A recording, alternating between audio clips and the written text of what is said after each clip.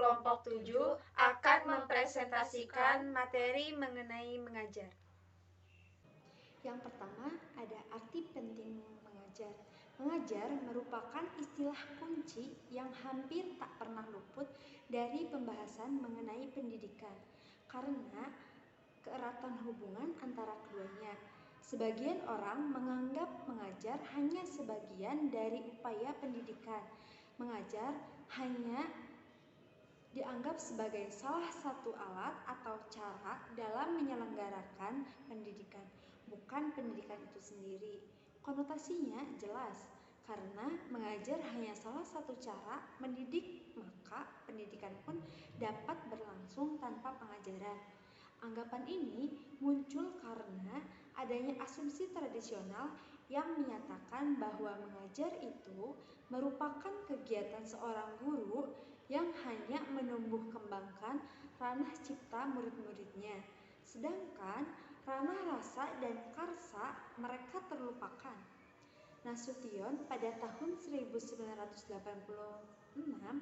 ia berpendapat bahwa mengajar itu adalah suatu aktivitas mengorganisasi atau mengatur lingkungan sebaik-baiknya dan menghubungkannya dengan anak sehingga terjadi proses belajar.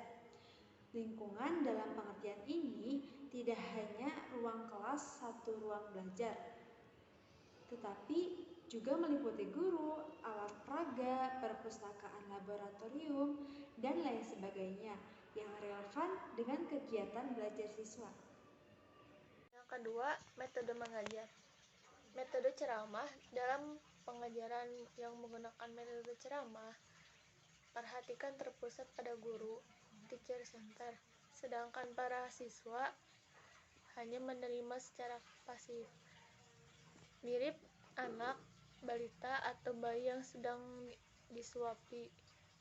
Dalam hal ini, timbul kesan siswa hanya sebagai objek dan selalu menganggap benar apa yang disampaikan guru.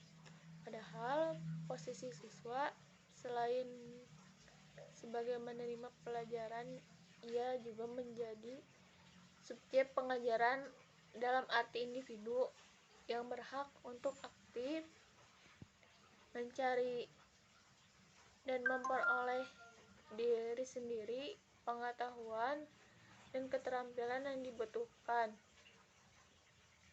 Kedua, metode diskusi.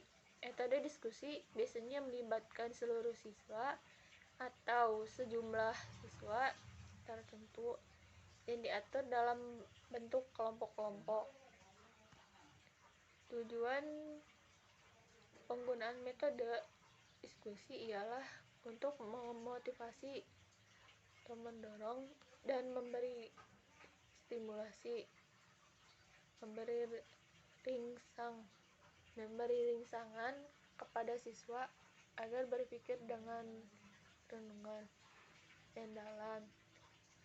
Dalam diskusi ditinjau dari sudut formalitas dan jumlah peserta yang mengikuti.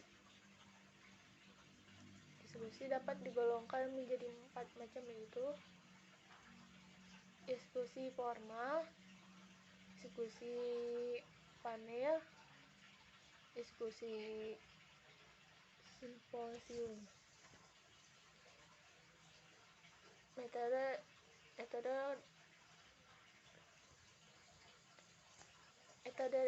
demonstrasi. Metode mengajar dengan cara meragamkan barang, kejadian, atau dengan urutan melakukan suatu kegiatan, baik secara langsung maupun melalui penggunaan media pengajaran relevan dengan pokok bahasan atau materi yang sedang disajikan. Tujuan pokok penggunaan metode demonstrasi dalam proses belajar mengajar ialah untuk memperjelas pengertian konsep dalam memperlihatkan meneladani cara melakukan sesuatu atau proses terjadinya sesuatu. Yang ketiga ada tahapan mengajar. Di tahapan mengajar ada tahapan prainstruksional. Tahapan prainstruksional adalah tahapan langkah persiapan yang ditempuh guru pada saat mulai memasuki kelas kehendak mengajar. Pada tahap ini, guru dianjurkan memeriksa kehadiran siswa, kondisi kelas, dan kondisi peralatan yang tersedia dengan alokasi waktu yang singkat. Yang kedua, ada tahapan instruksional. Tahapan instruksional adalah tahap ini dalam proses pembelajaran. Pada tahap ini, guru menyajikan materi pembelajaran. Yang kedua, tahapan instruksional. Tahapan instruksional adalah tahap ini dalam proses pembelajaran. Pada tahap ini, guru menyajikan materi pembelajaran atau pokok bahasan yang disusun lengkap dengan persiapan model, metode, dan strategi. Mengajar yang dianggap cocok jika guru menggunakan metode ceramah plus, maka pada tahap pelaksanaan Gak bisa digeserin. Beneran. Berarti gede ting. Jika guru menggunakan metode ceramah plus, maka pada tahap pelaksanaan pengajaran ini ia sangat dianjurkan menjelaskan pokok-pokok materi tersebut lebih lanjut. Setiap uraian seyoginya dilengkapi dengan contohnya dan peragaan seperlunya. Yang ketiga, tahap evaluasi dan tindak lanjut. Tahap terakhir proses mengajar terdiri atas kegiatan evaluasi dan tindakan lanjut atau follow up. Yang keempat, guru dan proses mengajar dan belajar. Guru adalah tenaga pendidik yang tugas utamanya mengajar, dalam arti mengembangkan ranah cipta rasa dan rasa karsa siswa sebagai implementasi konsep ideal mendidik. Di sini ada karakteristik kepribadian guru. Kepribadian adalah faktor yang sangat berpengaruh terhadap keberhasilan seorang guru sebagai pengembang sumber daya manusia. Karena di samping sebagai pembimbing atau pembantu, guru juga berperan sebagai panutan. Mengenai pentingnya kepribadian guru, seorang psikologi terkemuka, Profesor Dr. Zakiyah Darajat 1982 menegaskan karakteristik kepribadian yang berkaitan dengan keberhasilan guru adalah di sini ada fleksibilitas kognitif guru. Fleksibilitas kognitif atau keluasan ranah cipta merupakan kemampuan berpikir yang diikuti dengan tindakan yang memadai dalam situasi tertentu. Kebalikannya, rigiditas kognitif adalah kekuatan ranah cipta yang ditandai dengan kekurangmampuan berpikir dan bertindak yang sesuai dengan situasi yang dihadapi. Selanjutnya ada keterbukaan psikologis pribadi guru. Keterbukaan psikologis sangat penting bagi guru mengingat posisinya sebagai panutan siswa.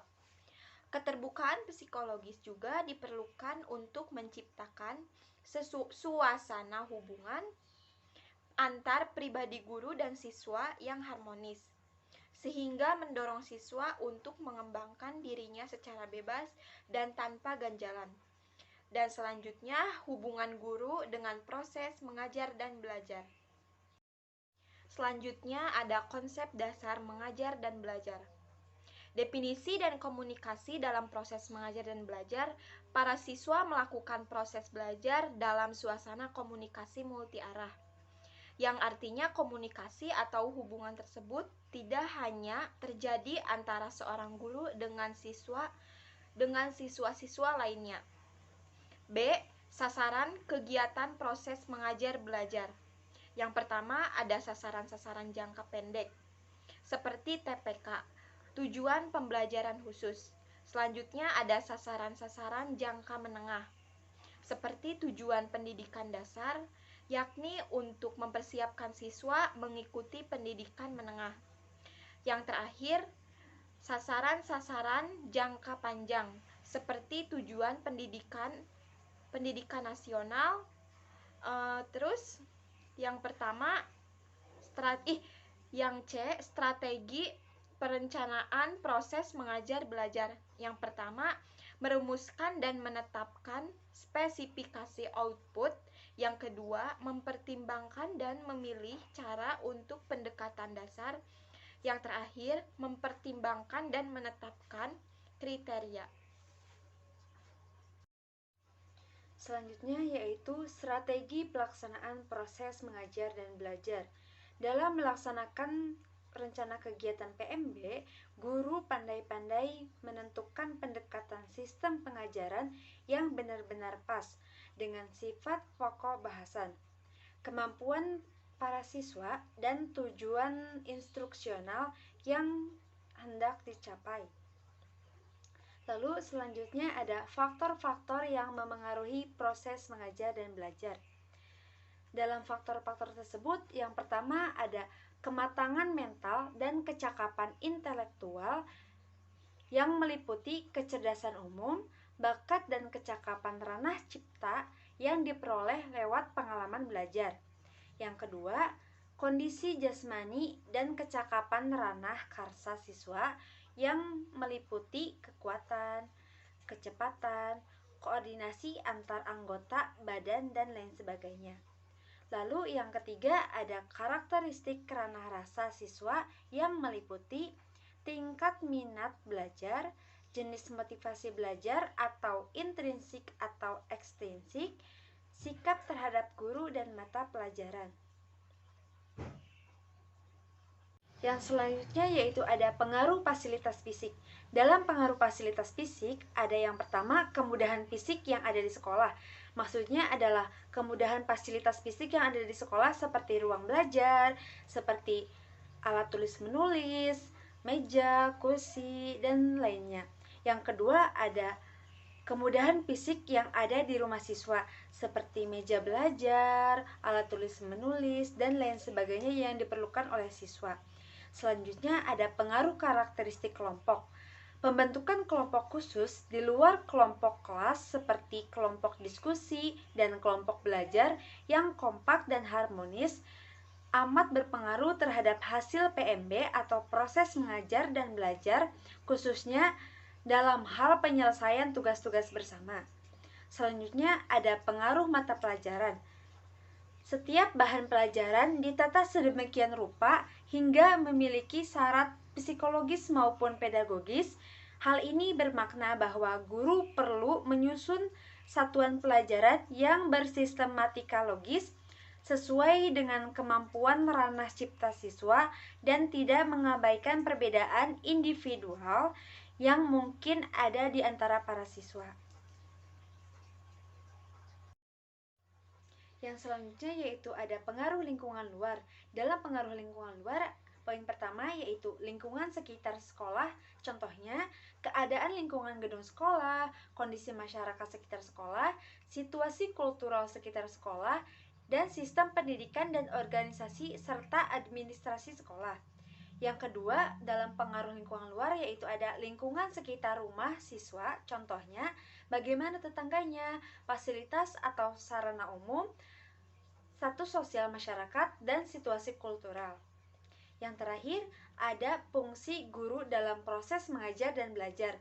Guru dalam proses mengajar dan belajar memiliki fungsi yang pertama sebagai designer of instruction atau perancang pengajaran, yang kedua sebagai manager of instruction atau pengelola pengajaran, dan yang ketiga guru dalam mengajar dan proses pembelajaran memiliki fungsi yaitu evaluator of student learning atau penilaian prestasi belajar siswa. Dari pemaparan yang telah kami sampaikan, dapat ditarik kesimpulan bahwa mengajar pada asasnya adalah kegiatan pengembangan seluruh potensi ranah psikologis melalui penataan lingkungan sebaik-baiknya dan menghubungkannya kepada siswa agar terjadi proses belajar. Secara kuantitatif, Mengajar berarti menyampaikan pengetahuan sebanyak-banyaknya. Secara institusional, mengajar seperti mengadaptasikan teknik mengajar sesuai dengan bakat, kemampuan, dan kebutuhan siswa.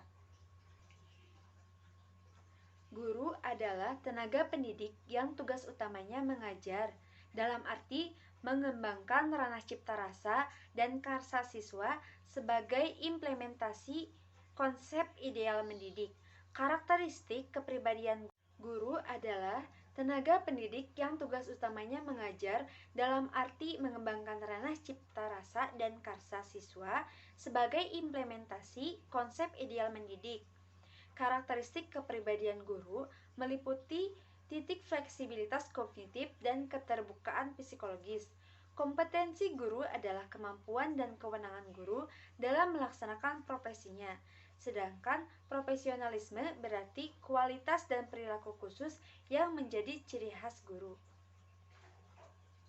Sekian dari kelompok kami. Wassalamualaikum warahmatullahi wabarakatuh.